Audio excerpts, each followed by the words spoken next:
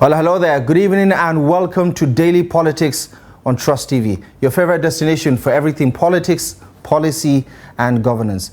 My name is Abdullahi Ahmed. On tonight's show, the Central Bank of Nigeria says it is raising dollar supply in the foreign exchange market, just as it also lifted the ban on 43 items that were previously not qualified for FOREX at the official market. Now, the decision came after the Naira tumbled around 1,050 Naira to the dollar at the parallel market on Thursday, following pressure from international organizations and experts. Now, despite unifying the exchange rates, the Central Bank of Nigeria had in June this year maintained the status quo on the 43 non-eligible items banned from the Forex exchange market introduced on the former CBN governor, Godwin Emefiele. Nigerians imported not less than 9 items worth 18.12 trillion naira from the Forex ban list of the CBN between 2016 and 2022. So, what is the implication of the policy reversal on Nigeria's struggling economy? And is this a course correction or another misstep? Join us tonight to navigate and interrogate the issues is public affairs analyst Salihu Mahmood. Good evening and thank you very much for joining us on Daily Politics. Good evening, erudite anchor person. All right, thank you very much for joining us tonight. Thank you. Right, we're going to take a quick break. When we do return, we're going to set the ball in motion for tonight's conversation. Join us again.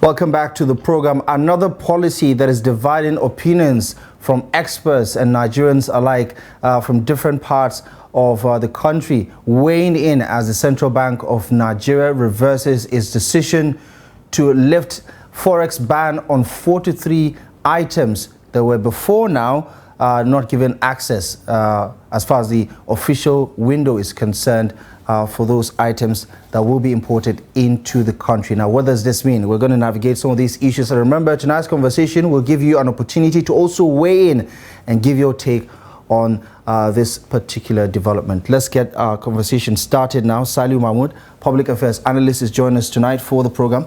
I'd love to get your initial thoughts on this one. For most Nigerians, this is yet another, somersault by the government, where a few years ago, we thought this was the best course of action to protect Nigerian industries by limiting access to foreign exchange for certain goods that could be locally made, for instance, agricultural produce like rice, and even something as minimal as, small as toothpick, for instance, were on that list.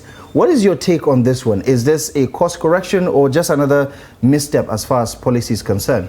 You see, that is why most of the time I reflect back to the music of one legendary Fuji creator, even though of blessed memory, sang during Abacha administration. He sang, even though in Yoruba then, that our English changes in geometrical form in Nigeria, that our English is more beautiful and sweeter than even the English spoken in British Parliament. You see, the problems of various administrations we've had is once another administration comes, they don't sustain the policies of their predecessors. They bring in policies without looking at the devastating effect. I will bring it from economic angle. Abacha's administration had sanctions. For 5.5 years in this country, dollar never went up, and we survived. So if during the administration we could do things ourselves, how come under democracy we must, even knowing that the moment you are an important country, there is no possibility of your GDP growing because it is export that also enhances your GDP. Most of these countries today, that can call the bluff of any country like US, China, Russia, France, Germany have production technology where from automobiles to other things they export to other countries. How come Nigeria, that is the giant of Africa, that other smaller countries are looking upon, will come to prioritize, importation? It is wrong. I think at this time, even with a rich economic team that people are praising, I think they took a wrong decision. At this time that we are groping by force, I think they ought to have weighed in the options. If we go by giving this waiver, what is going to be the future implications? In fact, it might even make us a laughing stock before World Bank and other financial institutions across the world. But do you think the policy before this reversal itself had added any sort of value to local production, for instance, the restriction from 2016 to date? Do you think it had added any, it had any value add with regards to economic growth? Absolutely. If I will tell you, Itato, no Nigerian consumes local rice.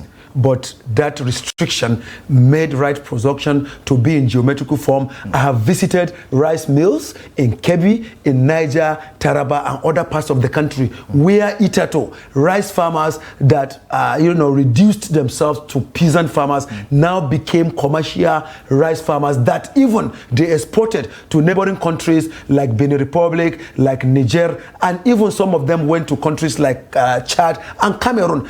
And it boosted the economic activities, created employment, and enhanced a lot of things. By and large, to an extension, also, I would take, for instance, Kayama local government in Kwara North, Borgu local government in Niger State, and Barotel local government in Kwara North. It enhanced production of cotton and soya bean, including yam flour. I can tell you categorically, there are numbers of heavy trucks that comes no day, no night, that take higher tons of produced soya bean to Lagos for onward exportation to countries that needed to produce milk. Right. So that is to tell you that the restriction enhanced production of rice and soya bean and other products. Let's quickly just take a look at them. If we can stick with this one, one of the obvious products that stand out, you can see obviously rice, cement, margarine, palm kernel, palm oil products, vegetable oil, meat and processed meat products. I mean, these are products that we have in abundance here in Nigeria. Iron rods, reinforcing bars, wire mesh, steel nails, steel drums, steel pipes, wheelbarrows, head pans, tinned fish in sauce, the sardine that I think a lot of people like, cold rolled steel sheets. There are a lot of other products on that list. So if you could just go to the next slide, for instance, you still have a lot of other produce. That toothpick is there, for instance, and it's definitely a head scratcher for most Nigerians, isn't it? Even our clothing also before now. But I just want to get your thoughts on what you just said right now. Are you saying that this now lifts the restriction that protects locally made products, made in Nigeria products, the same products that we're trying to create market for domestically, and also perhaps stimulate some sort of exportation from here? Does this policy reversal now undo all the gains that has been made? Is going to kill local production, whether they like it or not, because there are jealous countries during the immediate past administration that were not happy with those restrictions. And mind you, a lot of insinuation and suspicion have been there that amongst some of the politicians, they are dollar-enslaved comedians, Western agents. I think this has come to play, because with this restriction, I think I'm also jittery and suspicious that amongst them, there are people who are acting the script of some of these countries that lost a lot as a result of these restrictions. Is your suspicion based on any evidence? There are a lot of evidences. You see, we deal with, I have a lot of friends that works in Bank of Agriculture, Bank of Industry, Nigerian Export and Import Bank, Export Processing Zones Authority, as well as Nigerian Export Promotion Council. Itato, these agencies, got a lot of, incomes as a result of these restrictions, because hitherto they were redundant. But with these restrictions, they were able to live up to expectation, where Bank of Agriculture knew the kind of agricultural loans, including even Nigeria Agricultural Insurance Company and also other things, where they even knew what their functions were under the Constitution. Because hitherto, with the larger number of importation, they were not even useful or even seen as important components of the government. So I think we are still coming back to the drawing board, where you are going to even kill some of the functions of these agencies, as well kill local production. Let me give you an instance. You now say even toothpick, as well as some things that we have. We have Ajaokuta Steel Company. Whatever steel you are going to import from Punjab in India, you can revitalize Ajaokuta, Itakpe Steel Mile, and also of others, and produce those things that are listed here. Palm kernel. We gave the seed to Malaysia. Today, Malaysia is the largest palm oil production company in the world. So it's shameful to even say palm kernel and also of these items that we can locally produce. If we now do that, what is the essence of NISAL that was created to give loans to that effect? What is the essence of Bank of Agriculture? What is the essence of Export Promotion Council and also other things? So I think SMEDAN, ND and others are further going to die, because these agencies are there to encourage unskilled production to skillful production. So I think a lot of local companies, if this waiver comes to be and importation is made of these listed items that were earlier restricted, there are a lot of industries, from textiles, from other manufacturing industries like Eleganza, like Nasco biscuit, including biscuit. I think they are also going to import it, because we have a kind of mentality in Nigeria. But if it is a shoe, correlation is not the same as causation. Because CBN, as a regulatory body itself, as the apex bank, has the mandate to address this fiscal policy of ours, isn't it? The monetary policy, isn't it? And while it may have some sort of negative effect, isn't it fair to say that based on its own analysis, it is saying that we can weather the storm? And as far as availability of Forex is concerned, it is not going to be an issue, because they're going to increase the supply of the dollar in the market, which will address some of the shortages that's responsible for this spike in the price of the dollar in the parallel market, for instance. Yes, I agree that the CBN is the apex bank, but don't forget we have other parastatals of government that also share part of these responsibilities. You have Fiscal Responsibility Commission is there. Then you also have the economic team. You understand? CBN has been in existence for long, but for this kind of policies to come to be, the CBN governor, including his deputy governors and the team, ought to have collaborated with other agencies of government that also have similar functions, not to go single-handedly. Because if you feel as Apex Bank, you can do that, you can determine how come you have even Financial Regulation Commission in the country, and we even had a new managing director for it appointed. Then you have other agencies like that. Is it not fair to say, because the restriction on these products doesn't mean that the products don't get imported. It only means that you cannot access Forex from the importer and exporter window, because CBN has restricted those people who want to import wheelbarrows, who want to import toothpick. They can't get Forex at the official market. Isn't that one of the reasons why the dollar has been on a steady rise? Because we've spent over 18.12 trillion now between 2016 to 2022.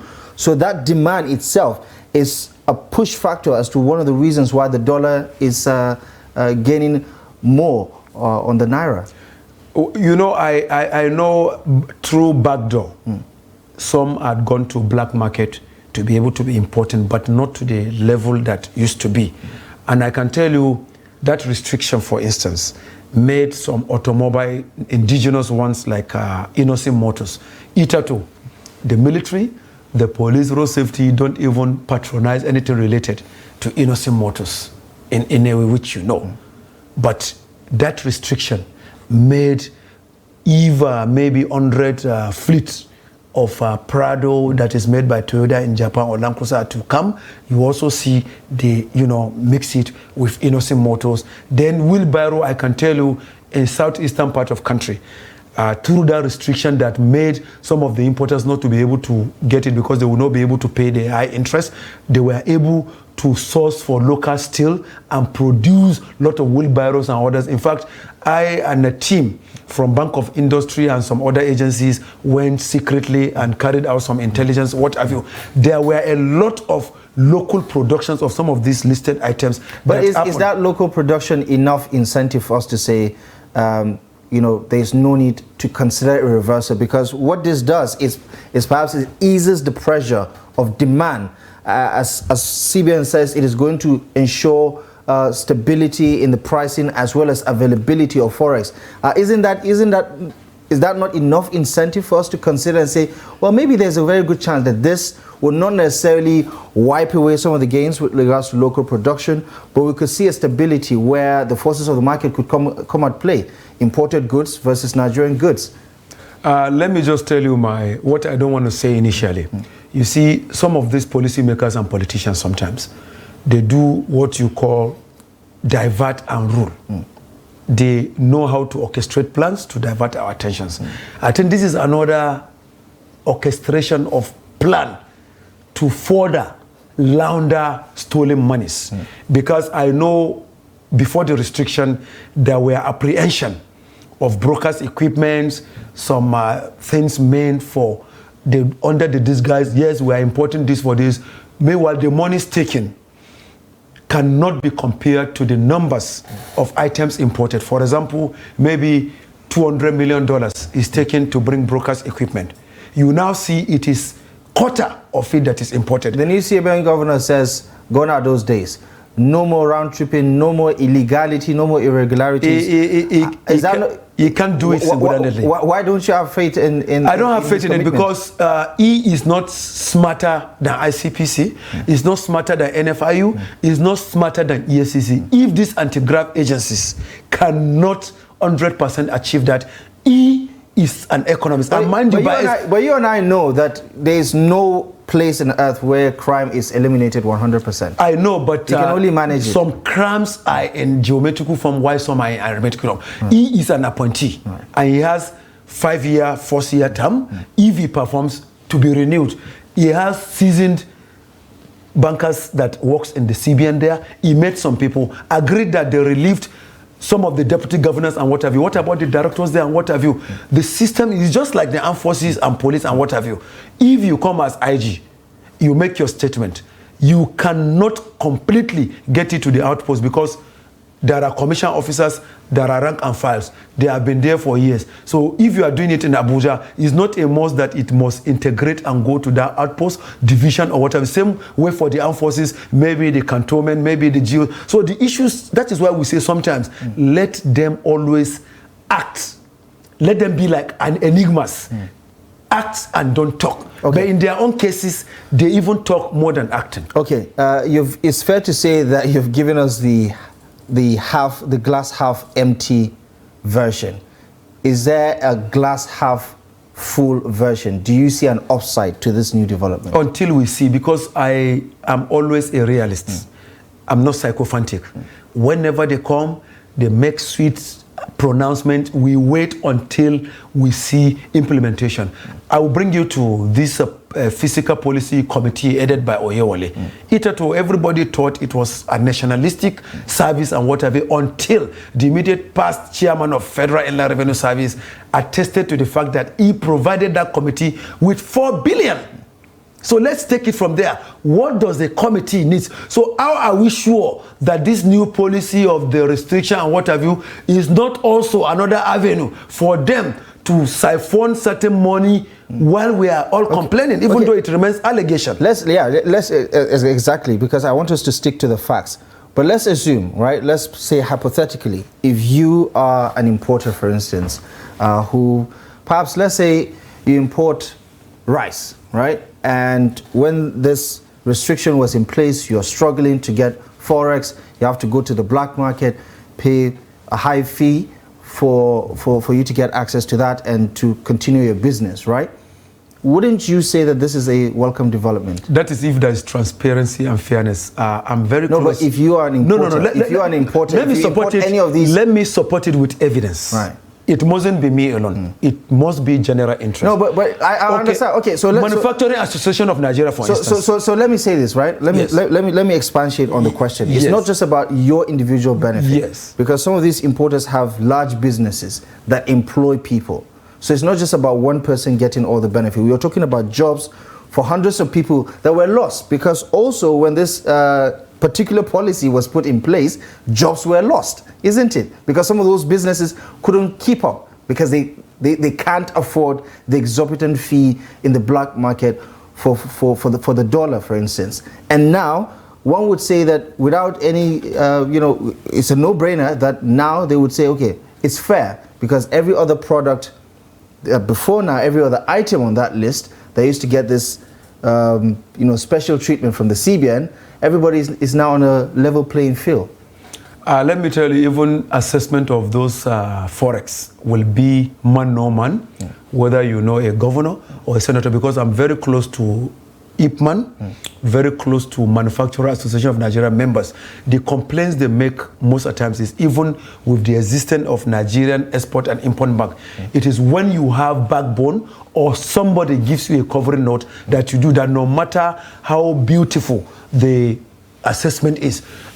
Also, this estate building that you see, they assess loans from Federal Mortgage Bank. That one also go by connection. It is only few that go by share profit. But it's not connected to the conversation. Cardoso, as new governor, I will be convinced if at the end of the day I get evidence from 20 manufacturers that wants to import that they wrote and assessed Forex to import and they were given without any corruption or without need to bring any godfather. And that is what the CBN is saying as part of the message announcing this. And that is why they says, as part of its responsibility to ensure price stability, the CBN will boost liquidity in the Nigerian foreign exchange market by interventions from time to time. As market liquidity improves, these CBN interventions will gradually decrease. So basically, the central bank is just trying to be a catalyst. It's not trying to stay on the tradition of always propping up the naira, which we all know is not sustainable.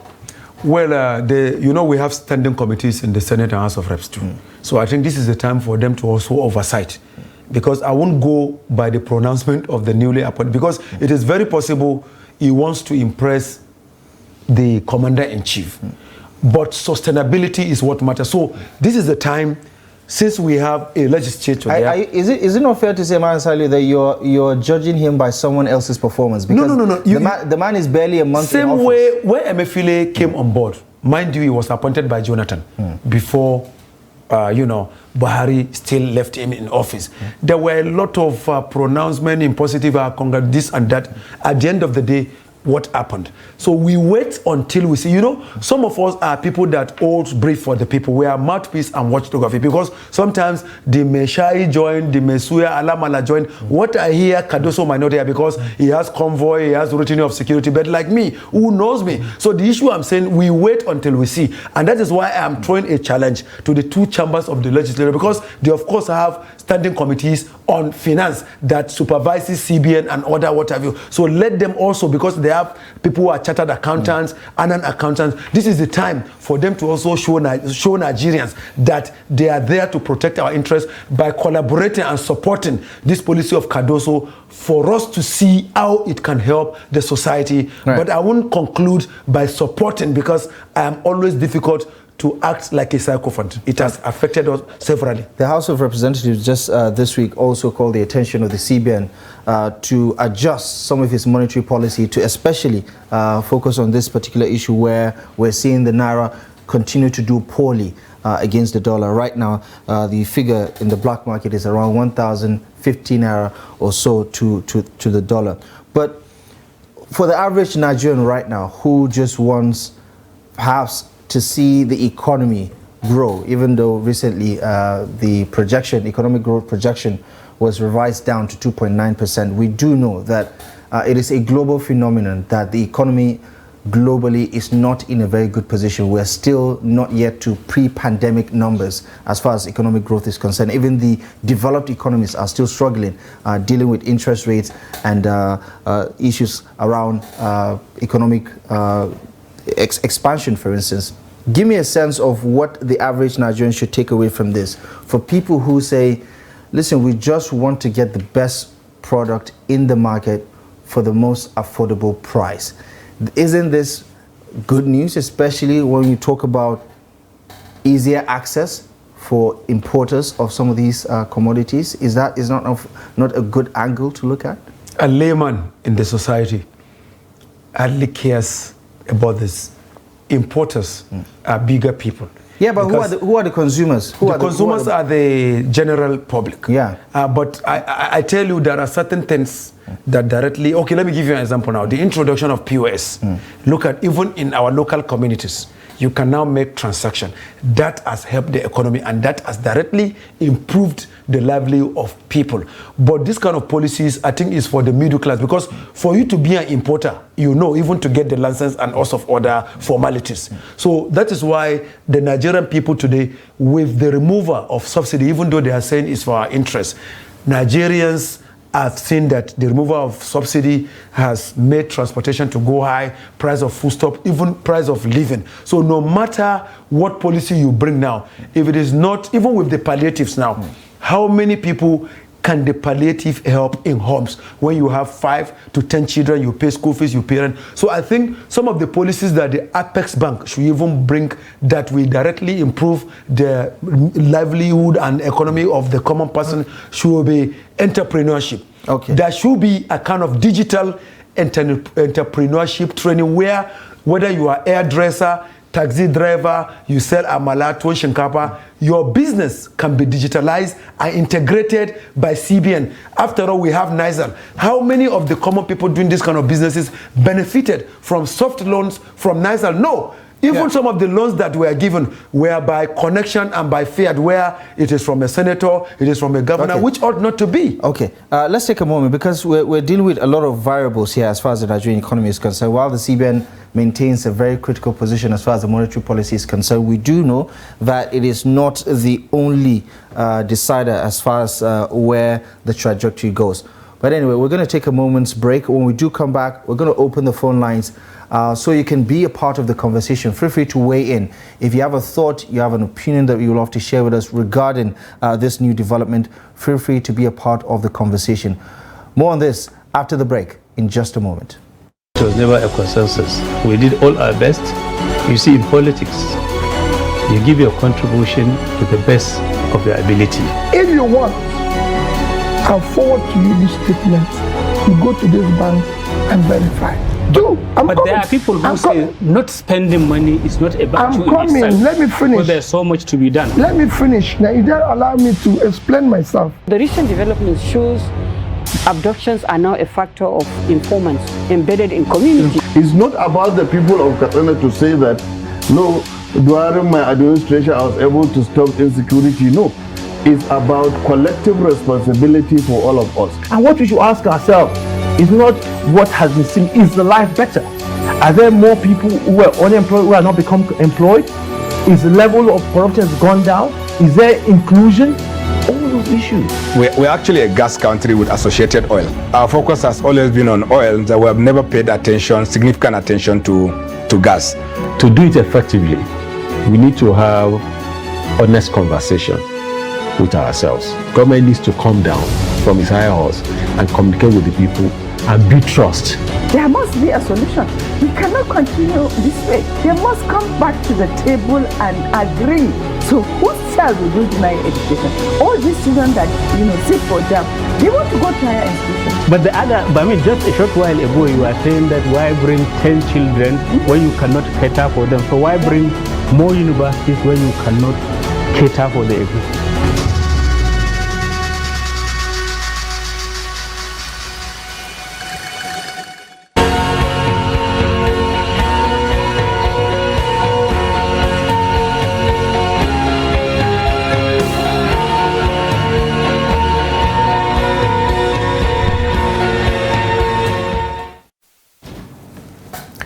Welcome back to the program. Thank you very much for staying with us. This is Daily Politics on Trust TV, and the conversation is on CBN delisting or perhaps reversing its decision that was made back in 2016 to list about 43 items, restricting them access to official exchange markets because of decisions to protect certain Nigerian goods and also to manage the limited dollar in circulation. These are some of the products or items rather that have been allowed now by the CBN for importers of some of these goods to now gain access. Soaps and cosmetics, tomatoes, tomato paste, yeah, the list goes on and on and on. Cellophane bags, toothpicks, everything is on that list. Cement, rice is also back on that list. This reverses what the CBN has been doing from 2016 to date, and some 18 trillion naira was spent by importers between 2016 to date, importing just 8 out of all of these products over the past few years. And that just tells you about the demand that still exists for the dollar with regards to importation of some of these items. Join the conversation if you can. If you want to, give us a call. I would love to get your take on this conversation. Where do you stand? Is this a welcome development? Are we course correcting? Is this good for our economy, for our local industries? Where do you stand on the divide around this new development by the Central Bank of Nigeria? We've been in conversation with Salihu Mahmoud, who is a public affairs analyst. He's been helping us navigate some of these talking points. Now, looking at where we are right now with all the contraction in the economy, with all the inflation, we do have someone on the line already, so let's get right to it. Hello, good evening, and welcome to the program. Good evening. Who is on the line and where are you calling from? We are speaking to Aliyu Shamaki from Akwanga, Nasarawa State. Aliyu from Nasarawa State, right? Yeah. Okay. Yeah, Aliyu Shamaki from Nasarawa State. Okay, go ahead. What is your take on this development? Are you for, against? Where do you stand? Yeah, I in fact, when I saw the items being listed on the screen, I was so shocked, most especially the toothpick. Right. The toothpick is either imported before Nigeria. It's uncalled for. If a toothpick can be imported before Nigeria, so what the rest can we produce in Nigeria? So the question here is not the issue of CBN governor. The question is, let Mr. President give a marching order. Right. Let Mr. President get economists. Let Mr. President get experts to advise him on how the naira will stabilize. I remember before now, nobody is talking about the dollars, but today Nigeria come to naira, even abandon naira going to dollars. So I don't know whether other countries are doing what we are doing here. So the issue here, let the Mr. President do the right thing, because in fact, you can imagine today naira is 1,000, almost 1,000. Do you see any positive from this development, or is it all just bad news for you? In fact, if this item that we revise can bring the naira to stabilize, it's a welcome idea. But if this item I'm saying is not going to hold any water, I don't see any reason of bringing all this issue in the first place. Right. That's it. Okay. Well, thank you very much for your passionate contribution on the program. Really do appreciate you for joining the conversation. It's safe to say that it is not particularly popular with our very first caller. And do you think Nigerians will gravitate, will feel insulted when they look at the list and look at some of the items there, things that most countries will not even consider importing? Toothpick, for instance, cellophane bags, all of these other products, vegetable oil products, even rice, for instance.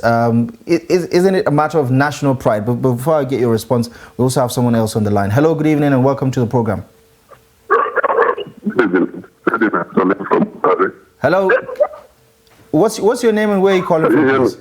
Yeah, go ahead. What's your name and where are you calling from? Come again. Ferdinand is calling from Wukari in Taraba State. Ferdinand from Wukari in Taraba State. I hope you're doing well this evening. Go ahead, Ferdinand. Go ahead. Give us your take. Okay. No, Well, I want to agree with the analysts in the House, but I think at the time like this, it's something like that.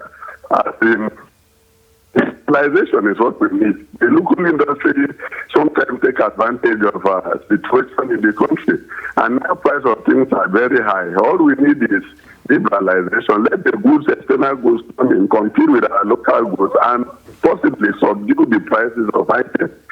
I think that is what we need at this difficult time. Yeah, Ferdinand. Ferdinand, for some people, we need to protect some of our local goods because without that protection, they cannot compete favorably with other products. It is a practice that has been practiced by even the most developed countries like China, for instance, to get to where they are today. Do you agree with that argument? Like I said, I agree with the analysts in the House, but at a time like this, things are too difficult with Nigerians. And I think while this will have a negative impact on our local industry, I do think that Nigerians need it at this moment in time, because things are very difficult in the country. We can't afford anything. And if we don't liberalize to allow foreign goods to compete with our local goods, it will definitely slow down. Of course, we don't even have the purchasing power now. Most people are dying from it. So at a time like this, I think it's a welcome development, even though it has negative implications on our local industry. All right, Ferdinand, thank you very much for calling on the program. We really appreciate your contribution. Ferdinand from Wukari in Taraba State. Listen, he says it might be a hard pill to swallow, but he sees that there is the positive outweighs the negative. What do you make of some of the contributions we've heard so far? Let's take example of rice. If rice starts to come in, automatically the price of locally produced rice is not going to be the same with rice imported. One, it will pass through ports. They have to clear, pay customs duties. If it passes through the border, same way they have to do. So for local production, you don't need distance, you don't need to clear it at the port. Even custom duties alone is enough. So there are certain things we need to take into consideration. For example, now, what do you use to produce? Are you saying it's going to further add to the inflation problem that we're facing? Absolutely, because if, of course, foreign rice start coming in the market, we might not be able to even afford it, because automatically any importer will consider what he used to clear it from the originating port, then the destination port. All these things people need to think twice, because these are things that we are not alien to. Like toothpick, for instance, is made up from where? Timber. We have a lot of timber, what have you, in many jungles. I will give you an example. Okay, just hold that thought for a moment. We have someone else on the line. Hello, good evening. Hello, good evening. This is Waziri from Maiduguri. How are you doing? Come again? This is Waziri from Maiduguri. Waziri from Maiduguri, thank you very much for joining us on the program, Waziri. Where do you stand with regards to this development? Do you welcome it? Yeah, actually, I did not welcome it, because in Borno State, the ban of this product, especially rice, it has boosted a lot of our local productions here. And almost in the whole market, it is entirely the local rice. How will this development change that, in your view? How will this development change the demand for local rice? Yeah, the demand for local rice, when there is no enough foreign rice, because initially we need to understand one thing. We have the mentality. Hello? Waziri, yes, actually, yes, go ahead. I am with you. Actually, the initial mentality is anything foreign is the best. But with the ban of this foreign product, now people tend to understand that our local rice is actually has more taste, and it is locally processed, and it is affordable. So allowing the foreign rice to come back is actually a gradual decay of our local factories. You think it will wipe away? You think it will wipe away the market share of local products like rice? Of course, yes. And of course, the second thing, what the analyst said is very true. The government has to be very sincere in in supporting the small businesses. Okay. Waziri, thank you very much thank you very much for your take, and we do appreciate you for calling in on the program. Waziri from Maiduguri, someone who's very passionate about how this will undo the gains that we've made in the agriculture sector, especially with regards to rice production, which the Muhammadu Buhari administration was very proud to initiate, through the Anko Bourse program and all the other policies that restricted rice importation. So just finish your line of thought there. So like Tukpi, for instance, you produce it from timber. I will tell you from Kayama local government in Kwara State, to Barutel local government in Kwara State, to Borgu local government in Niger State, to Agwara local government in Niger State. You see a lot of trailers going into the bushes there for illegal logging.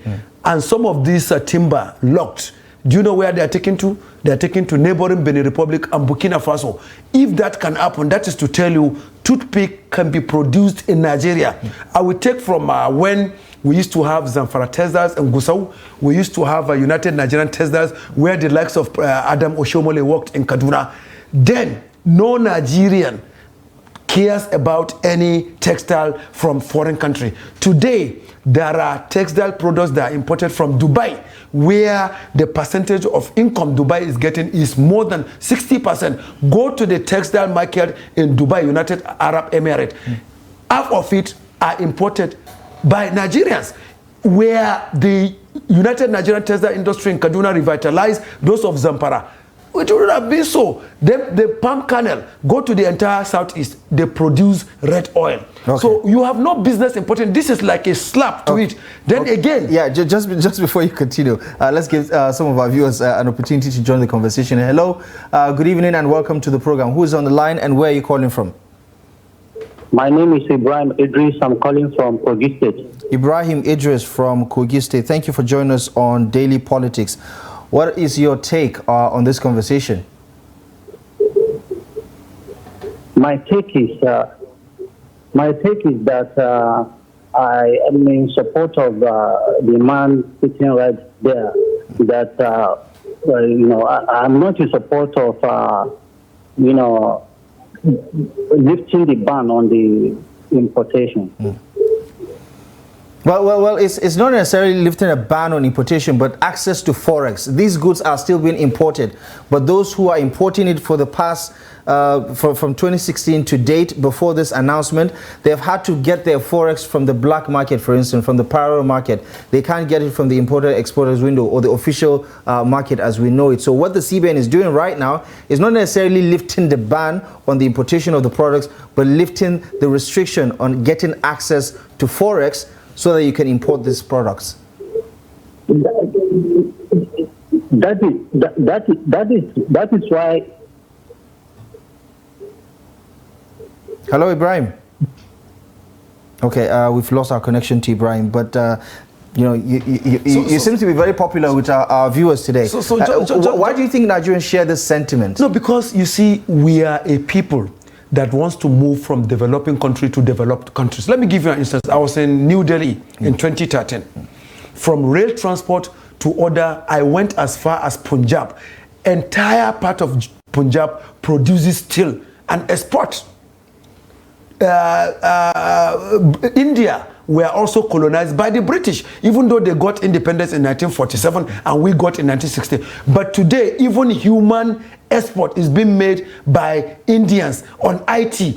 Half of most of the IT managers in US, UK, Germany are Indians. Why can't we think towards that line? So I think if they don't have idea, let this government, set up National Talents Commission.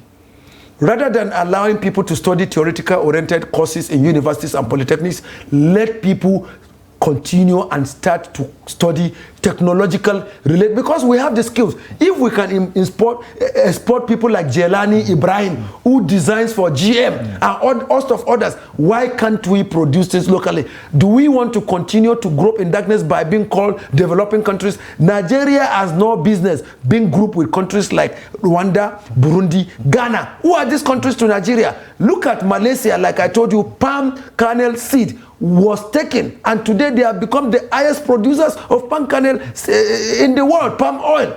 It is shameful to say these products listed here that it is out of it. You give waiver for Forex, and CBN is proud to. But if we're going to go back to one of our callers and the thoughts that he shared, Waziri from Maiduguri said Nigerians always have a appetite for foreign products. But we're going to complete, that particular thought in a moment. So let's just get back to the phone lines. Hello? Someone else is on the line. Hello, good evening. Welcome to the program. Good evening. Fine. Thank you. Thank you very much for joining us. What's your name and where are you calling from? Lawal from Katsina. Lawal from Katsina. Thank you very much for joining us, Lawal. Go ahead, Lawal. Where do you stand on this development? I support it that they should be bringing all these products because they all give our people. Lawal, just a moment. Do me a favor and please turn down the volume of your TV set because we're getting an interference. Yes, just turn down the volume of your TV set. And go ahead. You were saying? Okay. I said I support them that all these products they should be imported into Nigeria because they give all the people of Nigeria all the chances that they can help the masses. But with all that, they refuse it. They increase the price. The price is even more higher than even the imported one. Right. Therefore, since they give us a chance to do it and rather to help ourselves, we are increasing a problem to ourselves. It's better they leave this, they allow it to enter so that the market can determine itself. Right. Okay. Thank you very much, Lowell. The only divergent view we have so far. So, I mean, he seems to be echoing what I just said earlier. Like, at the end of the day, it's the customers that decide. This is expensive. This is not expensive. This is high quality. This is not high quality. This is made in Nigeria. This is made in China. The customers end up deciding. And they get to control what is in the market through their consumption, isn't it? That at the end of the day, even made in Nigeria goods, sometimes, as far as pricing is concerned, they're not that cheap. I don't succumb to that because you see, sometimes people you think local rice is cheap? You see, we don't sleep sometimes. Right. The way I galatrot Lagos, same way I galatrot Anambra, Aba. Last 1 month, I was in Aba, wear shoes and bags. Let me give you an example now. You see this kind of regalia that women wear, bubu. Most of this transparent here, if you go to Gimbia before where they eat this amala, they sell them. Do you know where they are made? Aba. As far as Kano, people come there to buy and go. Are you with me? Then again, look at like Eleganza Industries in Oregon, Lagos. They produce food flags, plates and what have you. Were these things to be imported, I think no Nigerian will have been able to have these utensils in their homes. Okay, I mean, I understand sometimes competition could be harmful, but also it gives you a sense of where your weaknesses are, isn't it? I mean, it's just like a classroom, for instance. You understand why the brilliant student is doing well. Yeah, so you understand your weakness and then you improve. Don't you see it that way, that it gives Nigerian local manufacturers an opportunity to look at what they are competing with so that they can also step up their game? Well, with these listed items, I don't think there is even basis to justify anything because these are things that no sane country, economic team or productive team would want toothpick palm kernel to be imported. That is highest insult. The issues are, I think, if it were to be... It's a free market. If it were to be like automobile. Do you know there are countries you cannot export poultry products to? You are aware? Right. They will not, the custom will not even allow you. I don't want to mention the country because I was directly involved with my partner. Right at the airport, we were turned back. So you cannot, how come we are going to, how sweet is foreign chicken to our local chicken? Do you know today, it is even alleged that this foreign chicken contribute to cancer and other diseases. So how come they are listed and they are still good? It amounts to trying to bring health hazards to our people. So I think the health officials should also advise the Apex Bank to drop poultry products amongst it, and host of other ones that are very hazardous to our health. Very interesting conversation, Madam Saliu Mahmoud, but unfortunately we're going to have to end the conversation here for now, at least until further developments arise and until we get the next opportunity to have you join us on the program. But thank you very much for your invaluable contribution. I appreciate the analysis. Thank you for stopping by tonight. Thank you very much. And thank you most kindly for joining the conversation. Really appreciate you for the thoughts, for the opinions, and for joining the conversation, as well as for watching the program tonight. That's it for today's episode of Daily Politics. Feel free to catch up on our social media platform in case you missed the whole conversation. You can watch it over again via our YouTube page where you can catch up with previous episodes. And you can also visit our website, trusttv.com. My name is Abdullahi Ahmed. For myself and the rest of the team, thank you for watching. We'll see you next time.